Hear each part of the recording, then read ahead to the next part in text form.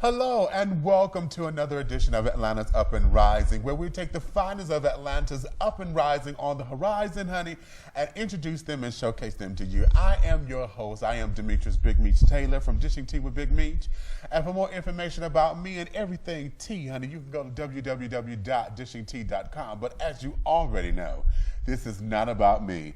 My darling, today I am bringing to you something that's going to pique and intrigue you, because I have an author here, honey, who is going to sit down and give us some insights on love and relationships, honey. And he has his new book, honey, Why Dating Doesn't Work. Now, baby, we're going to get off into this the way that we do. Now, I got to put my disclaimer here, because this book here is very raunchy. It is very that way. However, for the sake of television, I have to keep everything at a PG-13, honey, because of FCC regulations, of course. So if you hear me trembling and this, that, and the other, it's because the language here, I need to clean it up so that it would be television appropriate, okay? However, we're going to get into this so that you know where you can find your copy and have your own discussion. So without any further ado, let me introduce to you the author of Why Dating Doesn't Work. This is Mr. Michael Hedges. Hey, now, what's going on? Hey, how you doing? I am everything, and everything is me. And we're going to get into this because, baby, I've been waiting for you to come on and talk about this particular book. The reason, well, many reasons, but one of the main reasons is because as I've gotten into this, now I'm still getting through to the tail end of it because I'm halfway through it. And it's a short read, but of course my attention span, honey, I got distracted on several occasions. But where I am in this book right now, my darling, I need for you to let me know what is going on. So we're going to start off with introducing the world to who you are and why you came to write this particular book. So let's start there. Who is Michael Hedges and what makes Michael Hedges tick? Michael Hedges is a thinker, writer, educator, but a student. As far as life goes, been married, divorced, child, back to dating, and it got to the point really that I just noticed women and men, we all sort of date types. We stay within a certain limit, and then we say, I can't find romance, I can't find love. Well, you're not really looking for it. You're looking for a type. So what you have to do is get outside of that. Once you get outside that type, you start dealing with people as individuals, and then you find kind of a custom fit relationship that works. That's when dating does work. But the reason it doesn't is for people that basically they say, I'm gonna stay with a type. He gotta be this tall or this color, or she gotta be this shape, or hair gotta be like that. Well, you keep doing that, you're gonna keep having the same situations because you're not looking for what's inside that person. You're just looking for basically like a car, just a certain model, not make a model. You ain't worried about house riding. You're not worried about gas mileage. You just basically like, okay, it looks good, and then you find out I got a lemon. Ooh, so. I got a lemon. Oh, see, okay, now y'all know to work me. Okay, I have went through the book, and I've highlighted a few things that I want to take and share. But before we get into some of the passages here, the title is very interesting, Why Dating Doesn't Work.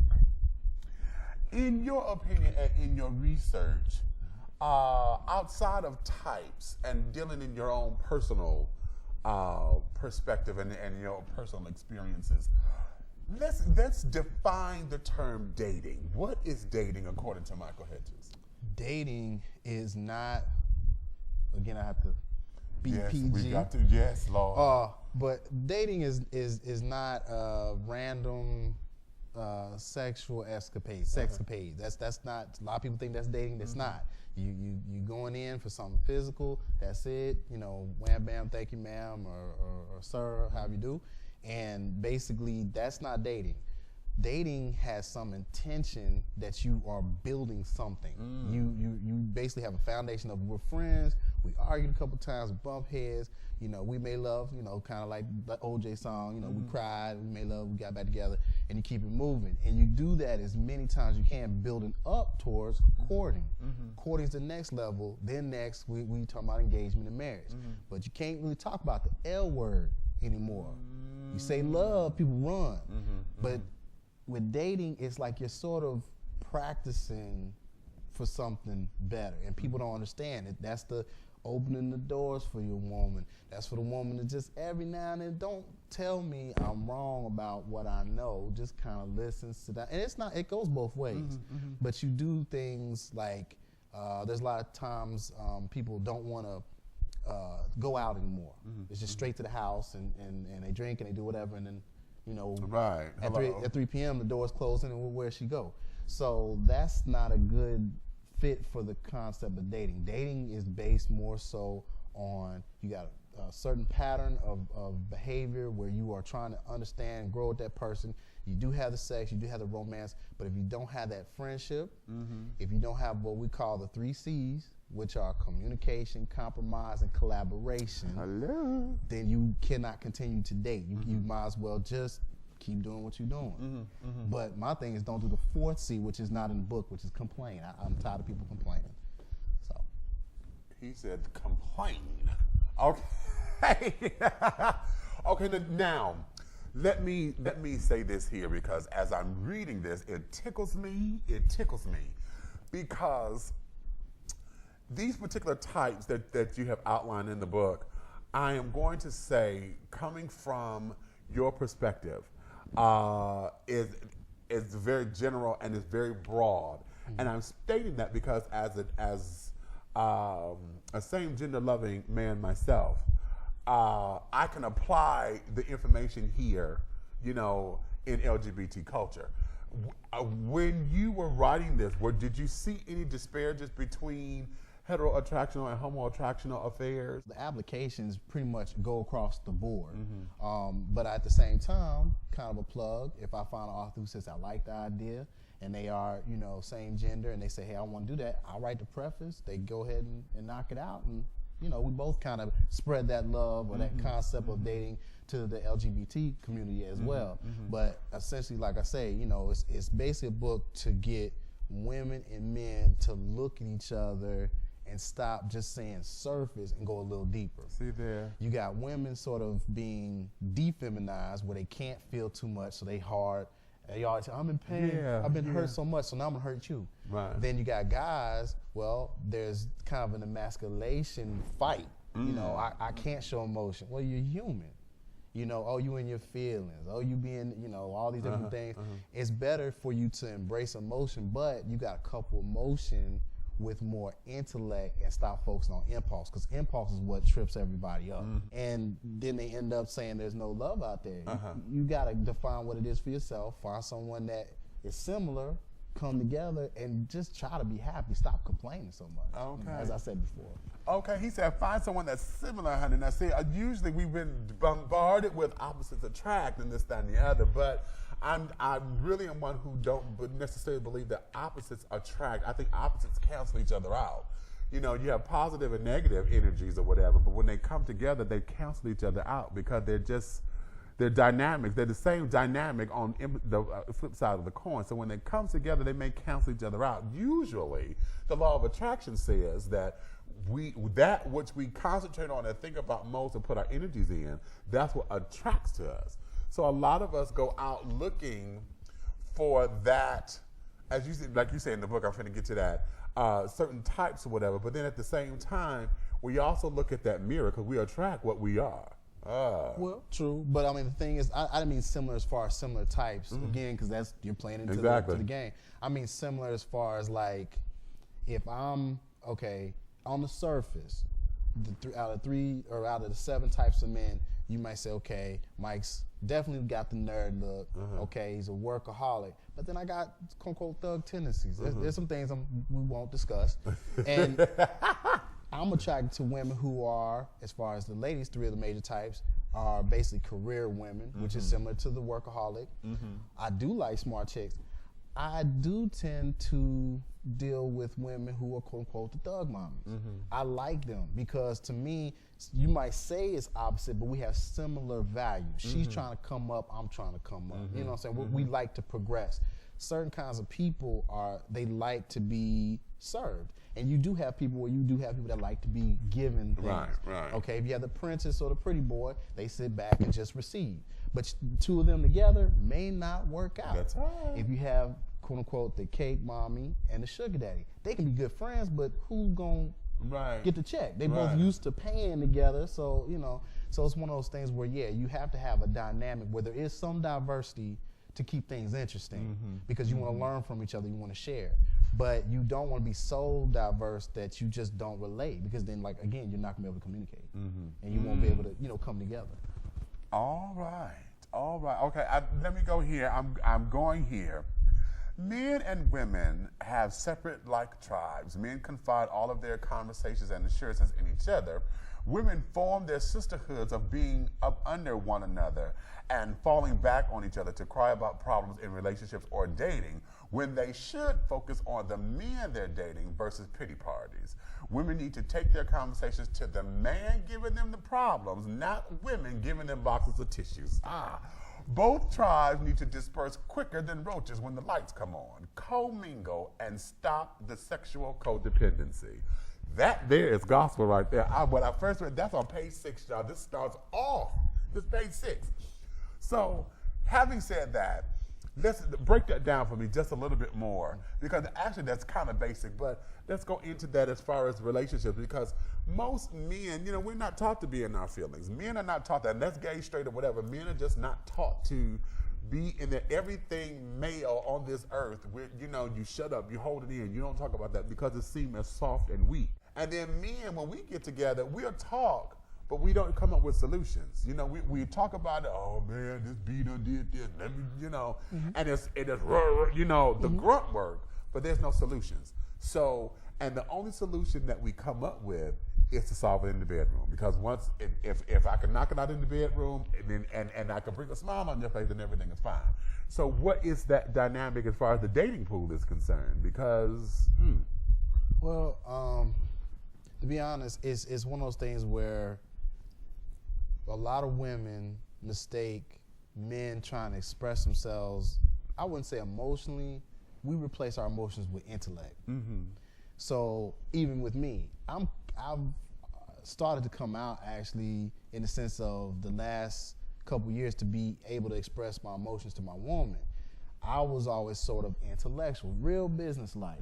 Break it down. This is a poor investment. You giving me toxic assets. Girl, I got to let you go. Assets, not the other word. And, you know, just have to let it go, or vice versa. You know, hey, you know, this is not a good merger. I'm using business, you know. At this time, we going, your stocks drop, your value, you got to go. So the thing is that when it comes to dating, men, we like to do kind of like a stomping party. We don't really get anything done. We'll be more emotional because a certain team won the World Series or the Super Bowl or something like that. That's the only time you really see men, you know, oh man, I got crying, going through changes. But when it comes to our women, it'll be okay, or we want to be right. That's how we express ourselves emotionally. We have to be right. And that's sort of going back to a little boy. That's about the last time. When you hit about 7 to 8, you stop being emotional because it's just, it doesn't seem to be socially acceptable in the sense of, it kind of works, it can work against you. Yeah, exactly.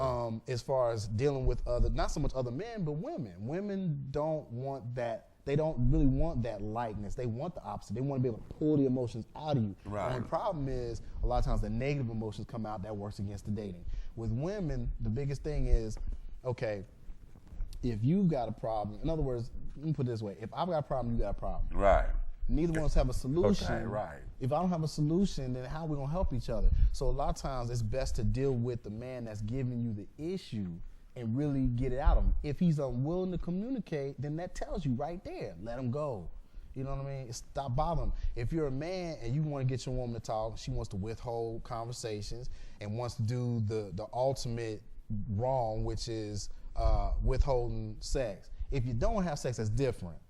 I'm not in the mood, I'm not feeling, I'm mad at you, whatever. But to purposely withhold it, all you're doing is giving him a free go cheat card or, break up card. Right. So the communication has to be there. So the guys need to get away from, let's just stomp our feet and kick up dust and don't get anything done, so get your feet dirty. And then with the women, stop giving all your money to Kleenex. Stop, Okay. I guess that was kind of, a plug for them. But, stop getting the tissues and basically go to the person you're having the problem with. If you have a problem with your job, do you go complain to another job? Ooh. Here's another quote from the book, honey. So considering all of this, let's look at the general set of types across the board that people stupidly keep choosing and then find themselves unhappy with the results. Because you have to remember, when you choose a person based on types, you ignore the fact that he may look like a caddy, but ride like a pinto. Or she may look like a lamb, but roar like a lioness. People know what you are looking for when you only go for types. And you say that there are 7 types of men and 7 types of women. I'm only going to highlight a couple of them on each, okay? Let me go here because you mentioned some, but I want to go to a couple of ones that you didn't mention because I thought this was really that way.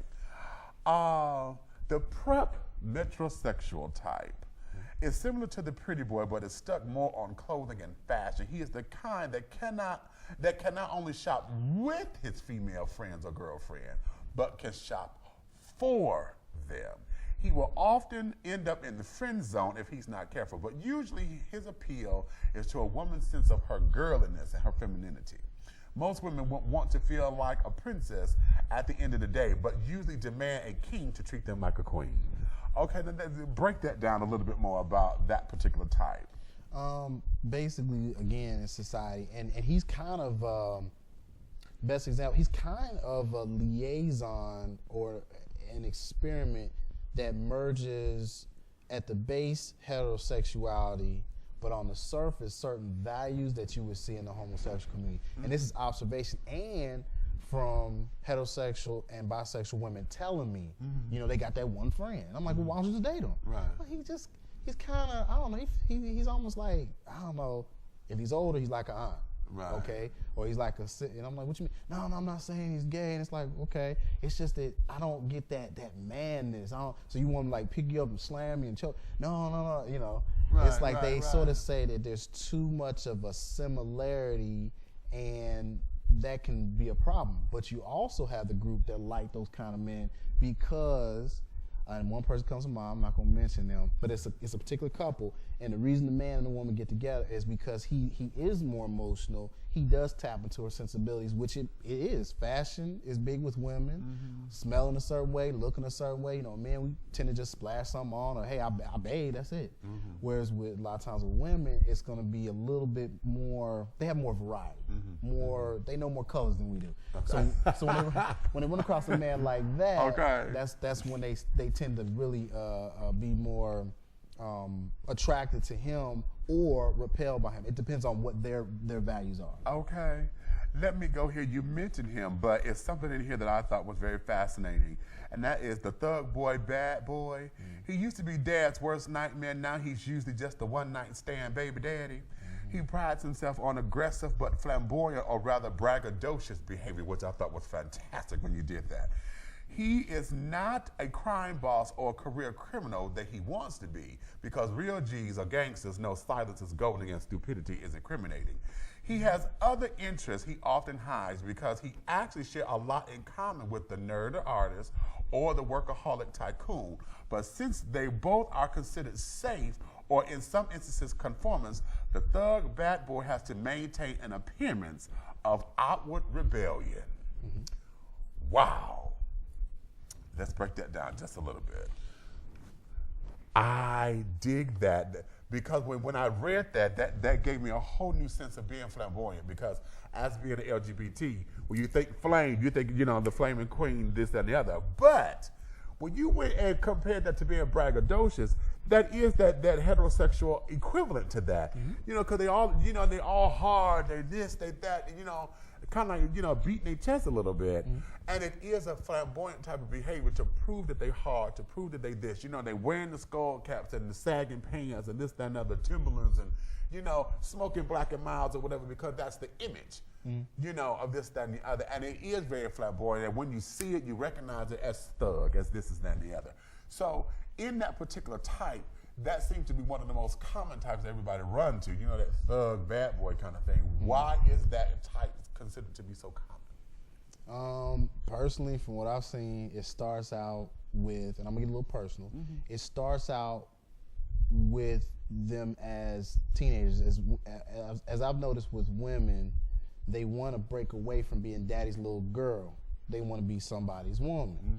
It's not that they really like that kind of guy. It's just he represents what daddy's not.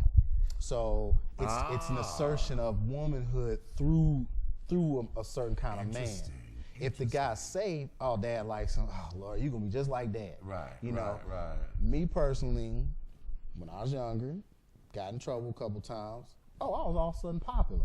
Okay, high school, got into a little incident with some teachers. I took care of them. Now you see this little scrawny little kid with glasses, knocked them, around. Oh, I was popular. Right. Other instances we won't get into. Those would be self-incriminating. But anytime I got in trouble, for some reason my popularity went up, and I never really liked that because I was the cat that was still doing music, maybe a little poetry. Yeah, when it comes to the bedroom, definitely, I'm got a PG rated. I'm providing the women the love, service. the service, yeah, giving the business. But at the same time, when it comes to why they want those kind of men, it's not the men themselves. It's the fact that they are the opposite. Now, let it be a woman that comes from a man who's a quote unquote G or a thug. They're gonna get the supposed safe guy, or business guy. But I know a lot of guys, even in business, if you look at hip hop, that's an image. Right. Because the real G's are quiet. Like when I used to go to clubs, I remember a cat telling me, "Oh, these guys walk around, jump around, talking about gun toting and all that." The real G is that guy back sipping his drink, watching his money. I said, "What you mean watching money?" He said he's the one that owns the place. He's the one that, on paper it says this, but he's the one that's hooked up the money. Right. And so women want to rebel at first as maybe younger women to get out from under daddy and become a woman. But the problem is the way society keeps forcing people to want to be young. You got to be young. Don't get old. They stick with that type because they think that's a form of youth. They keep reverting back to run away from daddy, and it's like you pushing 30, 40 years old. Who you running from? Yeah. Let me go here because I want to highlight one of the ones, a type of woman. And I was going to do the fun girl, but I think she speaks for herself. Yeah, she does. Okay, she speaks for herself. But there was something in here that was a dynamic that I just absolutely love. And that is, one thing to know is, unlike the other 6 types of women, the fun girl can be slim. But if she is a BBW, a big, beautiful woman, thick and curvy, she is often perceived as having low self-esteem and attempting to compensate for it or overcome it, when usually that's far from the truth. I thought that there was highlighting the whole. Pinpoint that. I mean, put a pin there because I want to also go here to the thug mommies and the ghetto fabulosas. Yeah. And something here that you says, when you say, however, every now and then among the thug mommies and ghetto fabulosas, there are the ratchets or the wretched chicks, aka the hood rats, that make every atmosphere or even the atmosphere in the restaurant unappetizing because they are uncouth, rude, and stupid acting. But the thug mommy, ghetto fabulosa, and the ratchet are not one in the same. The thug mommy, ghetto fabulosa is a boss lady versus bosses around. Okay, so let's see. You want me to start with the first take one? Take it, just take it. Because that's delicious. With the fun girl, a lot of times, again, I'm going by images. And the fun girl, just like a thug can look like me or you. A lot of times, when people think of fun girl, they think of slender, long hair, sort of maybe a multiracial look, not too dark, not too light, because I get a little bit in that too. But the thing is, I like big women. Okay? Yeah, it shows. I like curvaceous women. I mean, not saying that you can't be a size 4 and I won't pay no mind to you, but if you're pushing maybe 12 to about 20, I'm doing this. You know, it's I like women like that. So if a woman who is slender and a woman who's shapely are together and they're out having fun, they're being liberated women, they're in control, you know, they are equals with their men in the bedroom. Oh, she got low self-esteem, that's why she's having sex with her. No, she's doing the same thing. Oh, she's overconfident. No, she's confident and you need to get over it. Right. When it comes to now going to the Thug Mommy Ghetto Fabulosa. Ghetto Fabulosa basically is you got a woman that's maybe, of course, African American, blonde hair, the blue eyeshadow, but she takes care of kids. She might be in a nursing program. I actually deal with people like that all day, every day. So it's like you can respect them, okay? And I like women because they have a certain drive. And like I said, they moving up to something. The ratchets, which is basically wretched, are women who tend to like want to draw attention, flamboyant, but it's just, you know, loud. Yeah. Always, it's like their voice is always a pitch above what you want to hear. And it's just like, you know, a lot of curse words and where's my bleep to bleep food, like say at a Waffle House. Not that that's fine dining, but I like my people from Waffle House. And I'm just saying that they basically can turn any situation kind of against. Lord. But people confuse them. If a woman's a thug mommy Ghetto Fabulosa is like the female version of a true thug. They want to handle. All of us got the element in us where we handle stuff. Okay, we done called the cops. We done talked to this person. Okay, this ain't working out. We may have to consider being true Americans, Second Amendment, right to bear arms. Ooh, you know, the thug mom is going to do that. She's going to take care of kids. She's going to take care of business. The ratchet is really kind of like immature, the complete opposite. She's trying to get attention. She wants to have somebody, you know, do all these things for her, but not actually work with that person. So she's the kind that you don't want to date because all she's going to do is just pretty much pull from your pocket, waste your time, and the sex may not even be that good. Okay. Well, you know what? Wow. See, we need to have enough time. That's all right, because I got to stunt. Right now, I want you to let everybody know where they can find the book and to find you for more questions and more answers about why dating doesn't work. Okay. You can actually Google Michael Hedges, that's MichaelHedges, Why Dating Doesn't Work. You actually see a commercial that will come up. The information's there. Like I said, you can go to Amazon or you can go to Google or you can even go to YouTube. Again, Michael Hedges, Why Dating Doesn't Work. That's pretty much. All right. Well, you know what? This is too short of a time, but you know, I just wanted to get those particular jewels out there because this is a question that everybody answers, and in this day of social media and carrying on, where everything is on the internet, folks are sitting up here doing this, that, and the other. We're sexting, we're texting, we're this. We have lost the art of communication, one of the 3 C's, you know, and yet I don't think many of us really understand that term, the type. You know, we always hear that. Well, what types of guys are you liking? And not necessarily going for the individual approach, like you say in the book. You know, we more so want the type and not the individual. Because if you're looking for love, honey, love is gonna come in that package that you always overlook. Okay, I know my best friend is a witness to it, honey. That there was child. Everything that he is married to now, honey, is direct opposite of everything that he was chasing after once upon a time. So, you know, having said all that, I encourage you to get this book, honey. I thank you for coming on and to sharing that. And as I said, as a person who is of LGBT culture, honey, this here, it speaks to everything. It is a wonderful conversation piece. And I'm telling you, honey, it's a quick read. So once you get through it, you'll be having discussion nights and book club meetings over this, because this here, you're going to get your crumpets for that, honey. Trust me, you're going to dish tea on this one. So having said all that, Michael, thank you for coming on as one of Atlanta's up and rising art authors. And let's do this thing, honey, because now I want the sequel to be, honey, I found my Mr. Right or Miss Right, honey. Well, my Mr. Right for me. Okay. Thank you so much, honey. Thank you again. Introducing to you, honey, this is Mr. Michael Hedges right here on Atlanta's Up and Rising. I'm Big Meech, honey. I'll talk with you again soon. Thanks.